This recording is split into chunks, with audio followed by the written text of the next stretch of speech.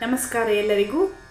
ಇವತ್ತು ನಾನು ಈ ವಿಜಯದಶಮಿಯ ಶುಭ ಸಂದರ್ಭದಲ್ಲಿ ಪದ್ಮಪುರಾಣದಲ್ಲಿ ಹೇಳಿರುವಂತಹ ಶಮಿ ಪ್ರಾರ್ಥನಾ ಶ್ಲೋಕಗಳನ್ನು ಅರ್ಥಸಹಿತವಾಗಿ ಹೇಳುತ್ತಾ ಇದ್ದೇನೆ. ಶ್ಲೋಕವನ್ನು ಹಾಗೆಯೇ ಅದರ ಅರ್ಥವನ್ನು ನೋಡೋಣ. ಶಮಿ ಶಮಯತೆ ಪಾಪಂ ಶಮಿ ಶತ್ರುವಿನಾಶಿನಿ ಅರ್ಜುನಸ್ಯ ಧನುರ್ಧಾರಿ ರಾಮಸ್ಯ ಪ್ರಿಯದರ್ಶಿನಿ. ಶಮಿ ಶಬ್ದದ ವ್ಯುತ್ಪತ್ತಿ ಶಮಿ ಶಮಯತೆ ಪಾಪಂ ಅಂದರೆ ಪಾಪವನ್ನು ನಾಶ ಮಾಡುವವಳು ಎಂಬುದಾಗಿ. ಹಾಗೆಯೇ ಶತ್ರುನಾಶಿನಿಯೂ ಕೂಡ. ಅಜ್ಞಾತವಾಸದ ಸಂದರ್ಭದಲ್ಲಿ ಅರ್ಜುನನ ಧನಸ್ಸನ್ನು ಧರಿಸಿದವಳು ಆಕೆ. ತ್ರೇತಾಯುಗದಲ್ಲಿ ಶ್ರೀರಾಮನಿಗೂ ಸಹ ಪ್ರಿಯಳಾದವಳು. ಶಮೀಂ ಕಮಲಪತ್ರಾಕ್ಷೀಂ ಶಮೀಂ ಕಂಟಕಧಾರಿಣೀಂ ಆರೋಹತು ಶಮೀಂ ಲಕ್ಷ್ಮೀಂ ನೃಣಾಂ ಆಯುಷ್ಯವರ್ಧನೀಂ. ಶಮಿ ಕಮಲಪತ್ರದಂತೆ ಕಣ್ಣುಳ್ಳವಳು. ಶಮಿ ಮುಳ್ಳನ್ನು ಧರಿಸಿದವಳು. ಲಕ್ಷ್ಮಿಯು ಶಮಿ ವೃಕ್ಷವನ್ನು ಏರಲಿ ಅಥವಾ ಶಮಿ ವೃಕ್ಷ ನಮ್ಮಲ್ಲಿ ಲಕ್ಷ್ಮಿಯ ಕೃಪಾ ಕಟಾಕ್ಷವನ್ನು ಹೆಚ್ಚಿಸಲಿ.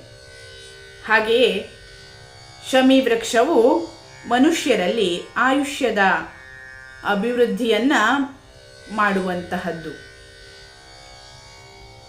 ನಮೋ ವಿಶ್ವಾಸ ವೃಕ್ಷಾಯ ಪಾರ್ಥ ಶಸ್ತ್ರಾಸ್ತ್ರಧಾರಿಣೇ ತ್ವತ್ತಃ ಪತ್ರಂ ಪ್ರತೀಕ್ಷ್ಯಾಮಿ ಸದಾ ಮೇ ವಿಜಯೀ ಭವ. ಪಾರ್ಥನ ಶಸ್ತ್ರಾಸ್ತ್ರಗಳನ್ನು ವಿಶ್ವಾಸದಿಂದ ರಕ್ಷಿಸಿದಂತಹ ಶಮಿ ವೃಕ್ಷಕ್ಕೆ ನನ್ನ ನಮಸ್ಕಾರಗಳು.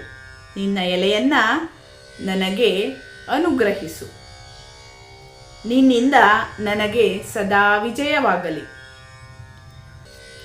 ಧರ್ಮಾತ್ಮ ಸತ್ಯಸಂಧಶ್ಚ ರಾಮೋ ದಾಶರಥಿರ್ಯದಿ ಪೌರುಷೇ ಚ ಪ್ರತಿದ್ವಂದ್ವಶ್ಚರೈನಂ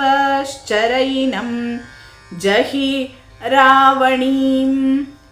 ಧರ್ಮಾತ್ಮನೂ ಸತ್ಯಸಂಧನೂ ದಶರಥನ ಪುತ್ರನೂ ಆದಂತಹ ಶ್ರೀರಾಮ ಒಂದು ವೇಳೆ ಪೌರುಷದಲ್ಲಿ ಪ್ರತಿದ್ವಂದ್ವಿಯಾಗಿ ರಾವಣಿ ಅಂದರೆ ರಾವಣನ ಮಗ ಇಂದ್ರಜಿತು ಬಂದಿದ್ದರೂ ಕೂಡ ನೀನು ರಾಮನಿಂದ ಆತನ ಬಾಣದಿಂದ ರಾವಣಿಯನ್ನು ಕೊಲ್ಲಿಸುತ್ತಿದ್ದೆ. ಹಾಗೆಯೇ ನನಗೆ ಎಲ್ಲ ಸಂದರ್ಭದಲ್ಲೂ ಕೂಡ ಜಯವನ್ನು ಕರುಣಿಸು.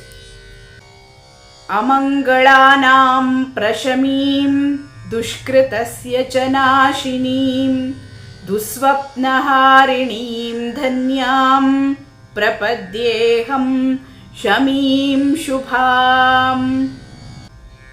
ಅಮಂಗಳವನ್ನು ನಾಶ ಮಾಡುವವಳು, ದುಷ್ಕೃತ್ಯದ ನಾಶಿನಿಯು, ದುಸ್ವಪ್ನವನ್ನು ನಾಶ ಮಾಡುವವಳು, ಧನ್ಯಳು, ಶುಭಳು ಆದಂತಹ ಶಮಿಯನ್ನು ನಾನು ಶರಣು ಹೋಗುತ್ತೇನೆ.